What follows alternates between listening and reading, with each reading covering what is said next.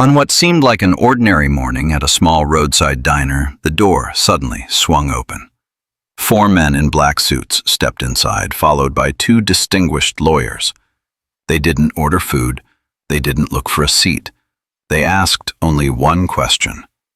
A question that made the entire diner fall silent. Who is the man who helped her every morning? And in that very moment, the life of Jason Miller, a single dad struggling under a pile of unpaid bills, took a turn no one could have predicted. Jason Miller was 34 years old, a thin man with dark circles under his eyes from endless early shifts and from the sleepless nights spent worrying about his son's future. Every day he unlocked the Maple Street Diner at 5 a.m., the smell of burnt coffee mixed with the hiss of an old, greasy frying pan. It wasn't the kind of diner people visited for an experience. They came to eat cheap and leave quickly. Jason had worked there for 3 years.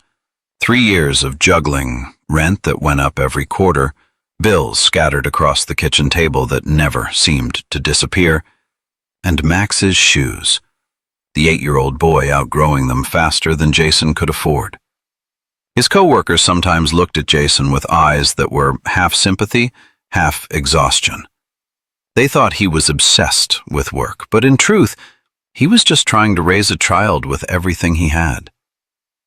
Max once asked, "Dad, when will we stop worrying about money?" Jason only ruffled his hair and forced a smile. "One day, son. One day." But deep down, he knew that day was still far away. And then, in the dry, weary grind of his daily life, a woman appeared. Quiet, worn down, and she would unknowingly become the person who changed the entire trajectory of his life. Every morning, at exactly 6:17, the glass door would quietly open, and that woman would walk in. She was in her early 40s, so thin that her faded gray coat looked as if it were swallowing her whole. Her hair was tied up in a ruche, with a few messy strands hanging loose. She didn't look at anyone, didn't speak to anyone. She simply walked straight to the last table by the window, the one facing the damp alley behind the diner. People in the diner called her hurtful names. The homeless lady. The drifter. She scares customers. Probably hasn't showered in weeks. No one went near her. No one wanted to be involved. Everyone avoided her eyes the way they'd avoid an unwanted stain. Everyone, except Jason. He saw something different in her hunched, shivering figure. He approached the table, not overly friendly, not pitying, and placed in front of her a cup of hot coffee and a plate of toast, cut into small pieces, carefully prepared as if for someone who no longer had the strength. She lifted her head slightly. Her eyes were darkened and exhausted, but deep inside them was a loneliness that felt painfully real. She searched the pocket of her worn-out coat and pulled out a few coins, not enough to pay for both items. Jason only nodded gently. "This is fine." He walked away before she could say thank you. From the cashier counter, Becca looked over and shook her head. "You know she never pays enough, right?" Jason answered softly. "She's not bothering anyone." But he didn't know that that small act, the morning coffee and the toast cut into tiny pieces, was slowly peeling away layers of fear, pain, and secrets hidden within that woman. And it was the very thing that would lead to an unforeseen turning point in his life. As time passed, the routine between Jason and the woman whose name he still didn't know, became a quiet morning ritual. Every day she came. Every day he brought her a hot cup of coffee and a slice of toast cut into small pieces, as if he feared it might hurt her gums. At first, she only nodded in thanks. Then, sometimes, she would offer a question as light as a breath. "Was the diner busy today? Did you get enough sleep? How old is your son?" Not big questions, but enough for Jason to see that behind that exhausted face was still a part of her that wanted connection, wanted conversation, wanted to be seen and heard. One morning, because the babysitter canceled at the last minute, Jason had to bring Max, his lively 8-year-old, to the diner during his shift. Max sat at the counter, legs swinging, coloring a dinosaur. The woman in the last corner watched him for a long moment, then hesitantly stood up. Jason's heart jolted. He didn't know what she intended to do, but she simply smiled softly, bent down and asked Max, "You draw beautifully. What's this dinosaur's name?" Max lit up. He began showing her his drawings, talking excitedly as if he had known her forever.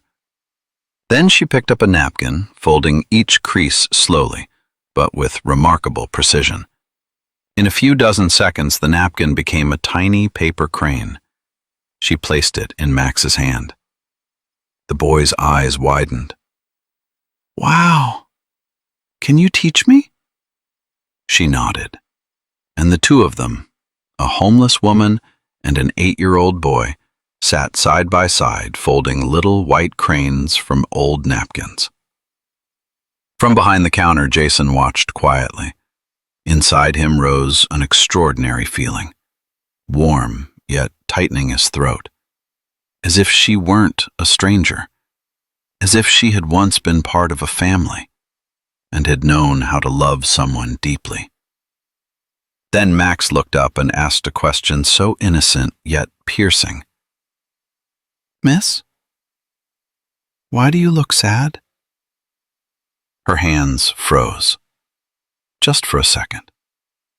Then she smiled, a gentle smile that never reached her eyes. She replied, "I'm not sad when I'm here." And that very sentence planted a seed of profound change inside Jason. A seed he didn't yet know would bloom into something that would take his life into a whole new chapter. After the day Max learned how to fold paper cranes, Jason began to notice the woman more. Not out of curiosity, but because something about her stirred an uneasiness he couldn't explain. Some mornings she sat with her back perfectly straight, eyes wide open as if hearing sounds only she could recognize. Sometimes just a tiny noise, a cup dropping to the floor, the door slamming from a gust of wind, would make her flinch, clutching her thin coat tight as if it were a shield. Once a man in a suit sat down at the table next to hers.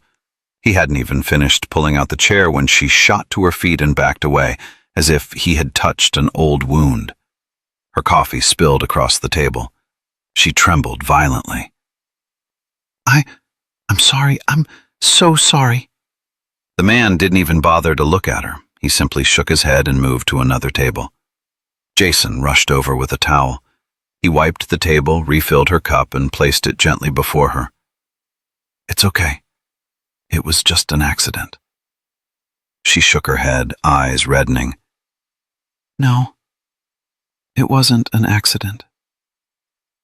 I'm sorry." Jason looked at her, realizing for the first time that something in her past had crushed her so completely that she apologized even when she wasn't wrong. One morning, when the rush had slowed, Jason found her sitting motionless, staring out the fogged-up window. At first he thought she was watching the rain, but then he realized the rain wasn't falling on her face. Those were tears.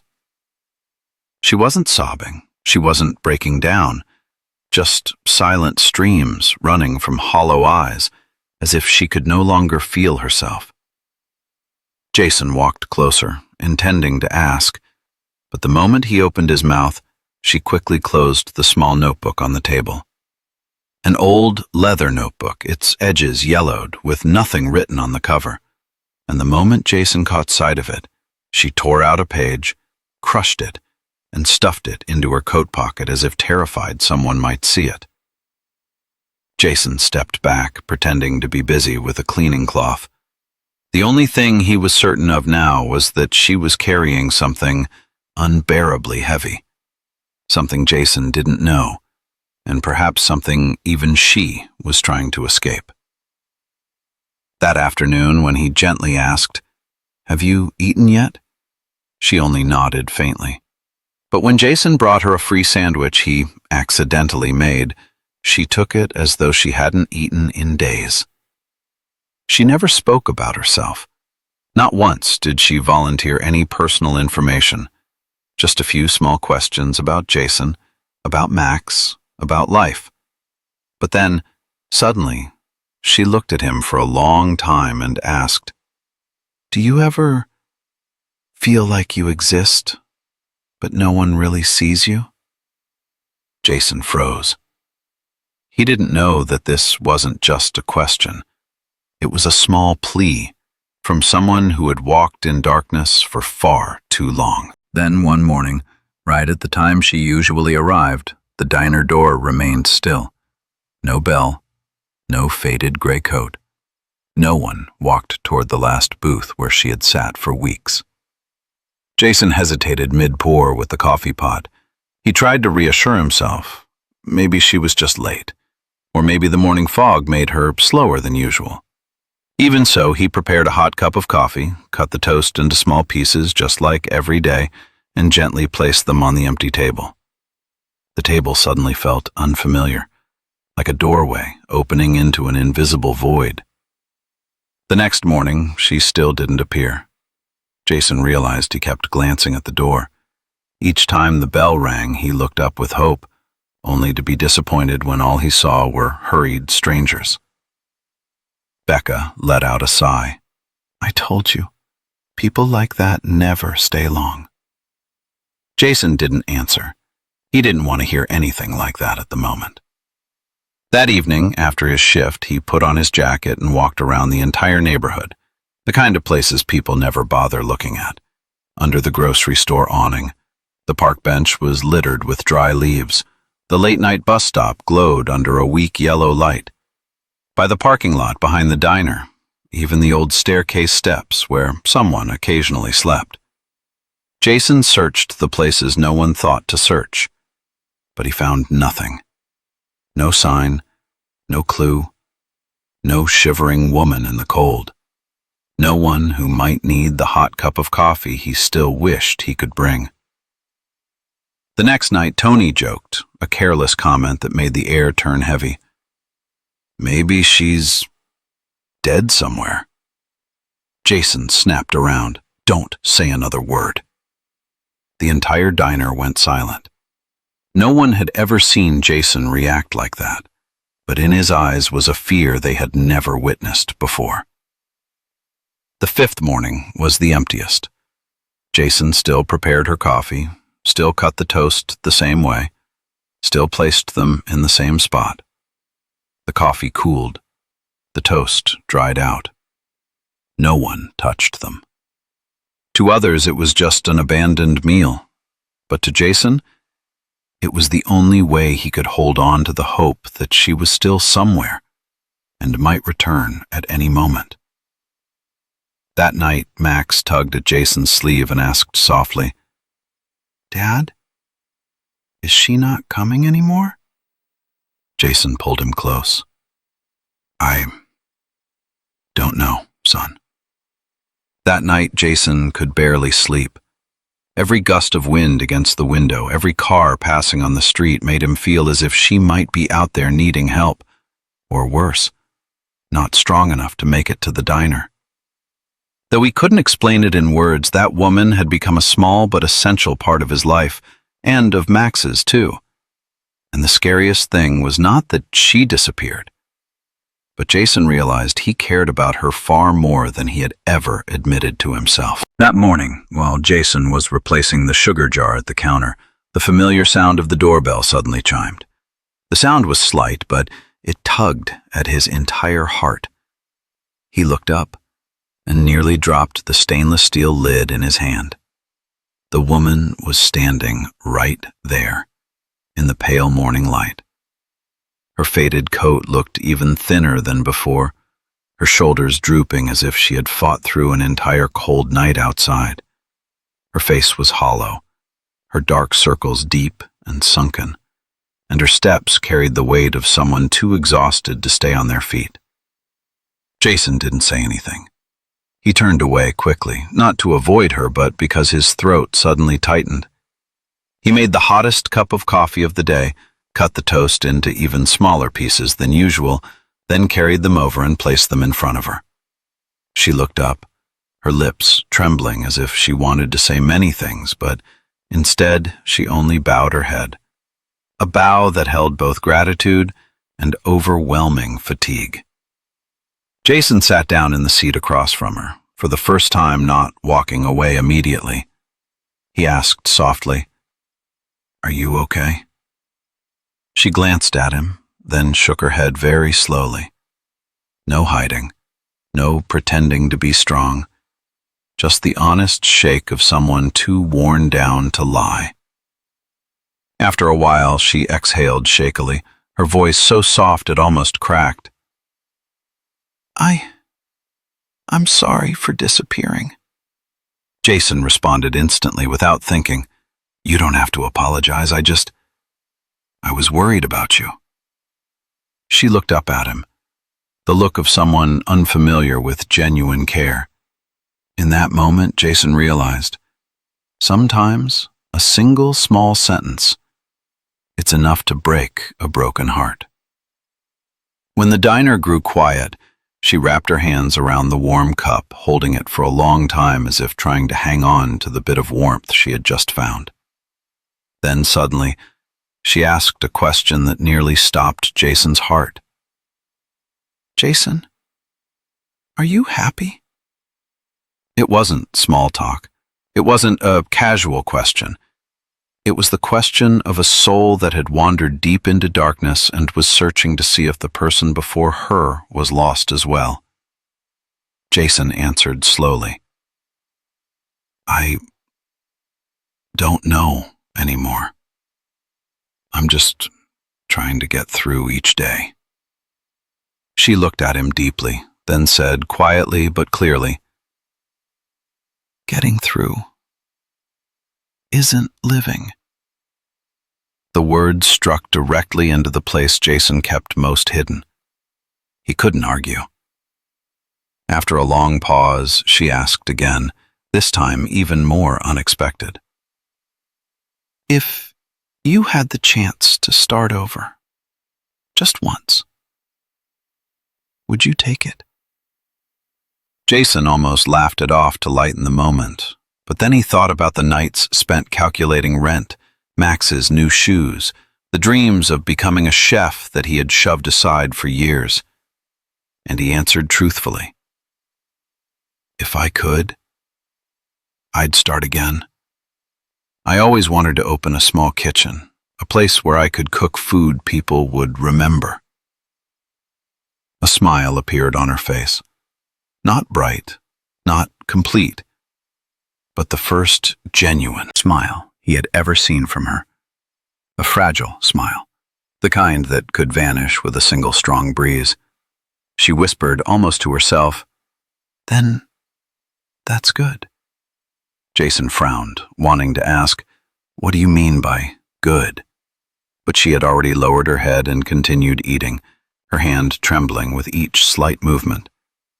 In that moment, Jason felt a vague premonition, a difficult-to-explain sensation that she was preparing for a goodbye he wasn't ready to face.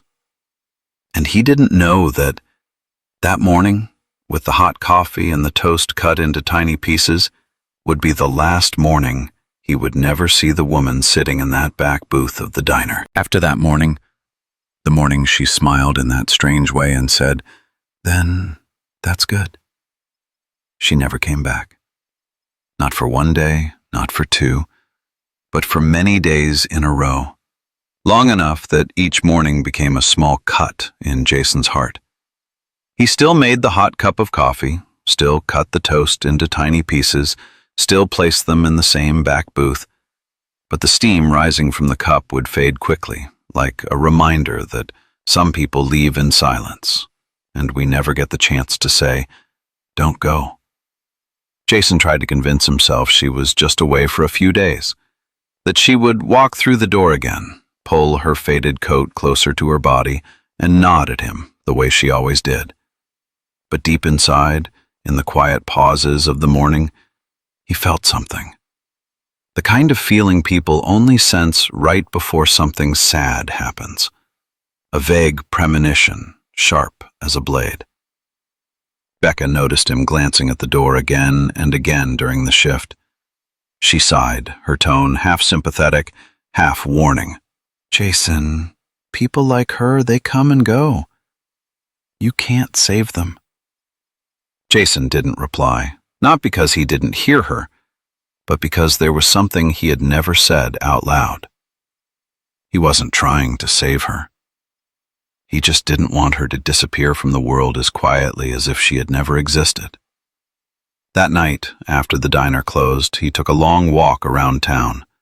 No plan, no destination. He simply followed his instincts, the instincts of someone searching for a familiar silhouette in the dark.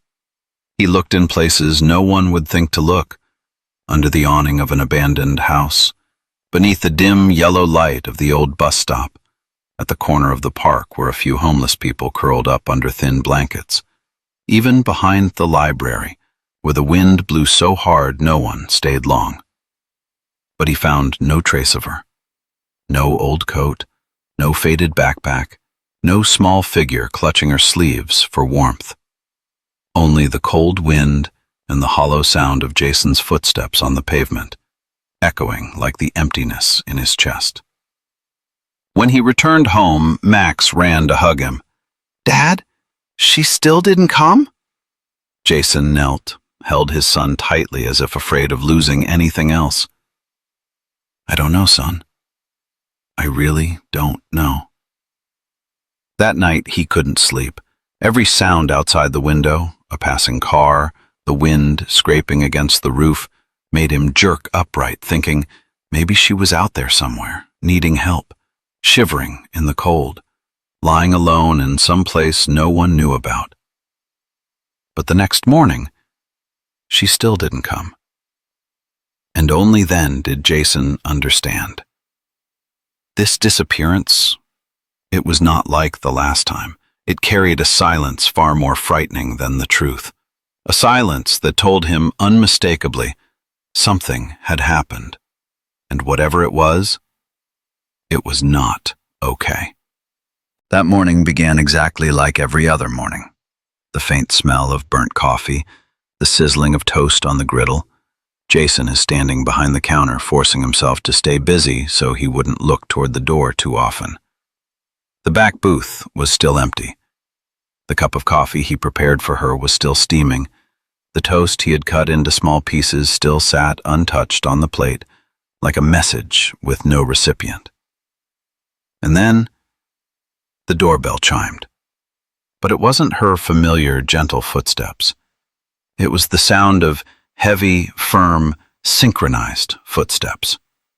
4 men in black suits walked in, broad shoulders, steady posture, as if the door itself had to open wider for them. Behind them were 2 others in crisp business attire, a blonde woman with her hair neatly tied back and a man in glasses, both carrying thick leather briefcases. No one spoke. No one ordered.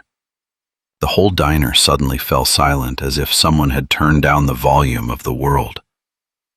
Becca stood behind the counter, eyes wide. Do you need any help?" The woman in the gray suit simply scanned the diner. Her gaze was sharp, yet not arrogant. When her eyes landed on Jason, he felt the towel in his hand slip without him realizing it. She stepped closer to the counter, her voice steady, clear.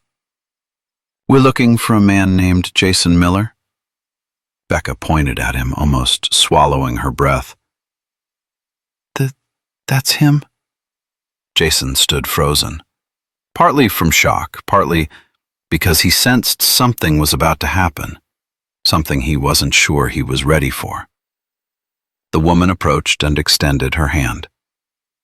"I'm Margaret Collins, legal representative for Mrs. Evelyn Hart." The moment the name was spoken, Jason felt something clamp around his heart. Evelyn.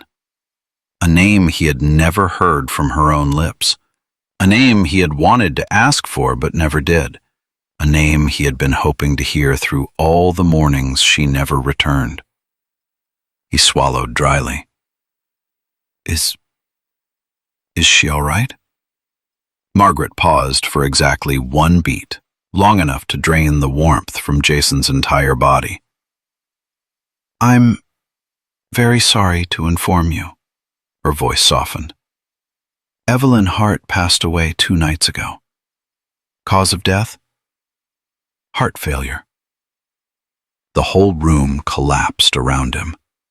Jason couldn't hear the customers, couldn't hear the clinking of spoons, couldn't even hear his own breathing. Only that sentence, repeating in his mind. Evelyn passed away. His heart clenched, not from shock, but from the confirmation of the very thing he had feared. The thing he had been desperately telling himself, maybe it's not that. Margaret continued, her tone gentler. Before she passed, she left very specific instructions, and in those instructions, your name appears many times. The man in glasses opened his briefcase, took out a thick envelope sealed with red wax, and placed it gently on the counter as if it contained something fragile.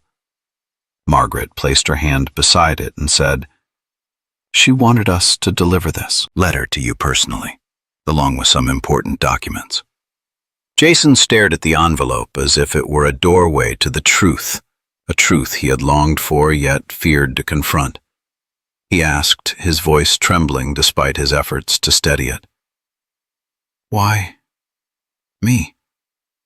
Margaret held his gaze for a long moment, her eyes no longer sharp but strangely sincere and warm. Because, in her own words, she rested her hand on the envelope. You were the only person who saw her as a human being. In that moment, Jason felt his chest tighten as every memory of her sitting in that corner booth, every quiet nod, every fragile smile rushed back all at once. He had always wondered who she really was, and the answer was sitting right in front of him. What he didn't know was, this envelope didn't just contain the truth about the woman. He had worried about it for so many days. It carried something powerful enough to change the entire rest of his life and Max's. Jason sat down at the table where Evelyn had once sat every morning.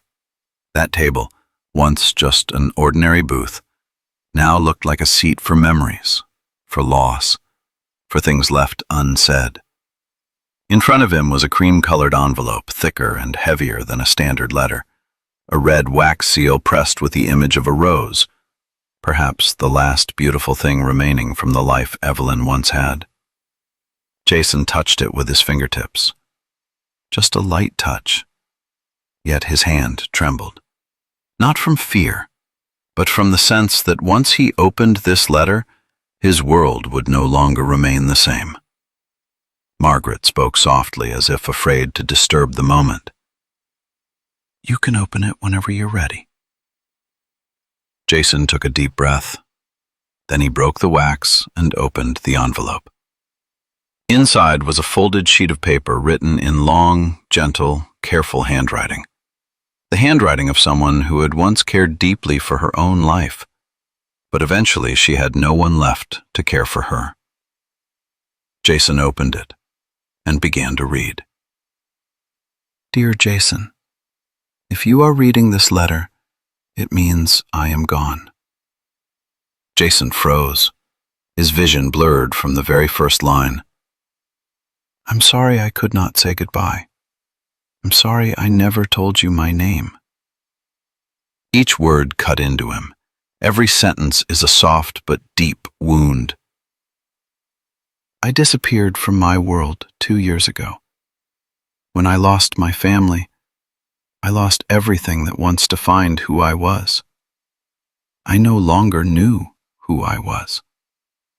I wandered, trying to see if, when I had nothing left, anyone could still see me. Jason held his breath for several seconds. He understood now. He understood why she startled when someone came near. Why did she clutch her old coat like it was her lifeline? Why did her hands tremble when touching utensils? She once had everything, and then lost everything. No one saw me, Jason. They avoided me, feared me, judged me. I became a shadow drifting through the streets. Jason remembered the looks people gave her in the diner, looks he had seen but never wanted to face. Only you. You didn't ask anything, didn't pity me, didn't get annoyed by me. You treated me gently, like an equal. You cut my toast into little pieces as if I didn't deserve someone caring for me. You let your son talk to me as if I were someone worthy of being loved. Tears dropped onto the page. Jason wiped them quickly, afraid he might blur Evelyn's last words. Jason, you never saved me the way people usually mean it. You simply saw me, and that saved the last human part of me. Jason's heart tightened, not from pain, but from loss. The loss of someone he never had the chance to understand fully. The loss of someone whose name he should have asked for much sooner. The loss of someone who should never have felt that alone. Then he reached the final part, the part that made his chest constrict but opened something new in his eyes. I leave you an opportunity, a small portion of my estate, not so you can change your life easily, but so you can. Do the thing you once told me. Start over. Do what you truly believe is right. Live the life your kindness deserves. Jason set the letter down, covering his face with both hands in silence. No one spoke. Margaret and her colleague simply stood there, respecting the grief and the truth hitting him like a rising tide. Margaret gently placed another paper on the table. A check. Jason glanced down, and his heart nearly skipped a beat. 1 million USD. $1 million. A number he had never even dared to dream of in his lifetime. The diner, though crowded with people, felt like it had fallen into absolute silence.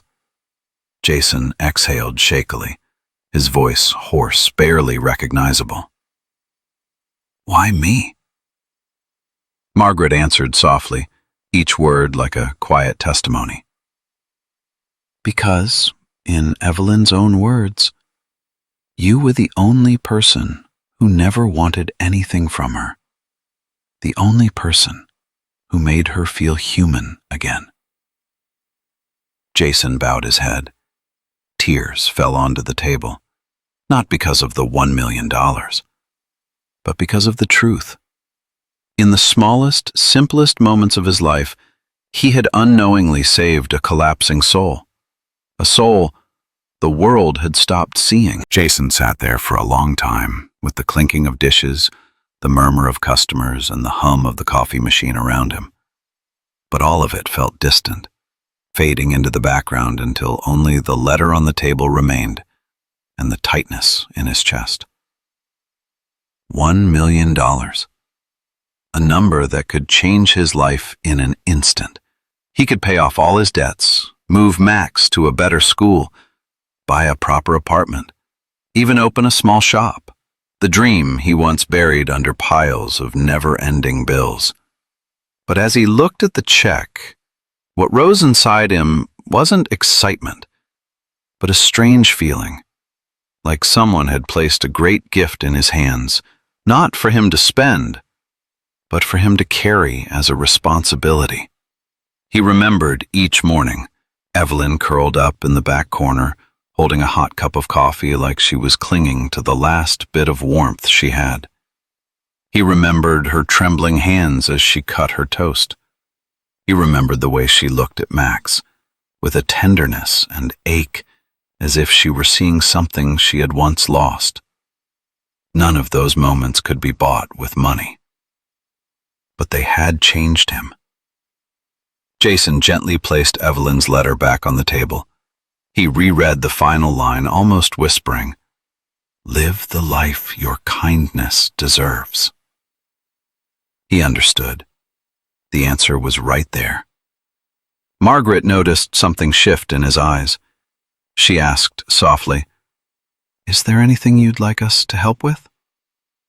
Jason looked at the check one last time before folding it and placing it into the pocket closest to his heart. Then he said clearly and warmly, "I want to start a foundation, named after Evelyn Hart. A foundation for women who are lost, like she once was. For children who need breakfast, a safe place to sleep. For people the world has forgotten." Margaret paused. Then a small smile appeared on her face, a sad but proud smile. "Jason, I think she knew you would choose that." Marcus, her colleague, nodded, adjusting his glasses. "If you want to begin, we'll help." Jason looked out the window. The morning sky was unusually bright, as if the world itself had been washed clean by the grief. He spoke softly, as if to himself, as if to Evelyn, though she was gone. "I won't let what you went through be meaningless." It was also the first time Jason referred to her with a word he had never dared to use before. You. Not in a romantic way, but in the closeness that forms when two lives touch through kindness. That evening, when Jason picked Max up from school, the boy looked up at him with clear, curious eyes. "Dad, are you happy today or sad?" Jason knelt, hugged his son tight, and answered with the most straightforward truth. "I feel lighter, and I know what I need to do." Max asked, "What's that, Dad?" Jason brushed his son's hair gently. "I'm going to help people like her, so no one has to feel invisible again." Max didn't fully understand, but he smiled and held Jason's hand tightly, as if to say, "I'm here with you." And in that moment, Jason felt that Evelyn's final goodbye was leading him toward a new life, the life she wanted for him. A life that began with a cup of coffee, a slice of toast cut into tiny pieces, and a kindness that never asked for anything in return. On a cold Saturday morning, Jason held Max's hand as they walked into the small cemetery outside town. The grass was still wet with dew, gray headstones faded softly beneath the pale blue sky, and the wind carried the damp, earthy scent of the coming winter. Jason brought two familiar things, a thermos of hot coffee and a small paper bag of toast cut into tiny pieces, just like the breakfasts he used to place in front of Evelyn at the diner's back booth. Max asked, his voice quiet but not sad, "Dad, you're really bringing this for her?" Jason nodded. "Yes. She once told me the mornings at the diner were the only time she didn't feel sad." Father and son walked past rows of gravestones until they stopped in front of a new one, the stone still bright, the engraved lines still sharp. Evelyn Hart, beloved daughter, remembered. Jason knelt. He placed the cup of coffee on the stone's base, set the bag of toast beside it, all arranged neatly, carefully, as if he feared hurting the memory of someone who was no longer here. In that moment, there were no voices, only the wind and the quiet, steady breaths of father and son. Jason spoke softly, his voice not shaking, but full of a gentleness born from a heart learning to release words that were never said in time. "Evelyn, I wish I could have found you earlier, to tell you that you were never invisible." Max placed his small hand on Jason's shoulder. He looked at the gravestone for a moment and asked, "Do you think she can hear us?" Jason gave a sad smile, and for the first time in a long while, he felt the answer come easily. Yes. People who've been lonely, they always hear the words meant sincerely for them. He stood up and held Max's hand. Before leaving, he added the sentence he had held in his heart for days. Thank you for teaching me that even the smallest kindness can save a life. You saved me in ways you never knew. They walked away, leaving behind the warm cup of coffee and the tiny pieces of toast resting quietly beside the cold stone. The wind swept through, soft as an unseen reply, as if Evelyn were smiling somewhere, knowing that at last, someone saw her worth. That day, Jason didn't walk away with sorrow. He walked away with a promise to continue seeing the people the world forgets, so no one would ever have to live feeling like nothing more than a shadow passing through someone else's life. On the way out of the cemetery, Jason held Max's hand tightly as they strolled beneath the tall trees lining the path. The wind brushed through Max's hair, and the early sunlight cast a soft warmth across the boy's face, the kind of warmth only children who still believe in kindness can carry. Jason looked at his son, then at the clear blue sky ahead, and for the first time, the future no longer felt blurry. Not because he now had $1 million, but because he knew exactly what he was going to do with that gift. And more importantly, because he understood that Evelyn had seen his worth even when he couldn't see it in himself. That is what changes a person, when they realize their kindness has reached another heart. Jason stopped walking, inhaled deeply, and spoke as if making a quiet promise to the sky. Evelyn, I will keep seeing them, the people the world tries to ignore. That will be my way of keeping you here.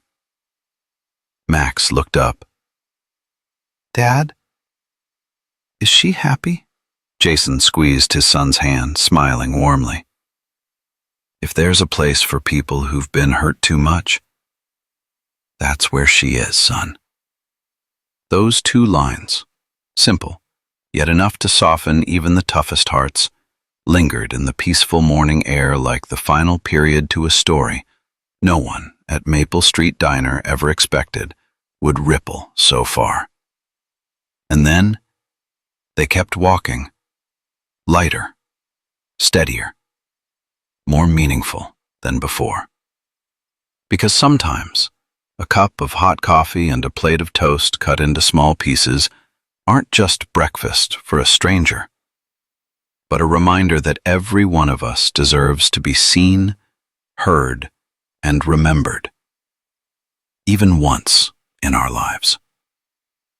If this story made you pause for a moment, thinking about the people who quietly pass through your own life, then leave us a small sign to let us know you're still here, still walking with deep life tales. A like, a comment, or a share could bring this story to someone who needs it right now. And if you want to continue walking with us through these quiet but deeply human journeys, hit subscribe. See you in the following story, where life always finds a way to whisper things our hearts were meant to hear.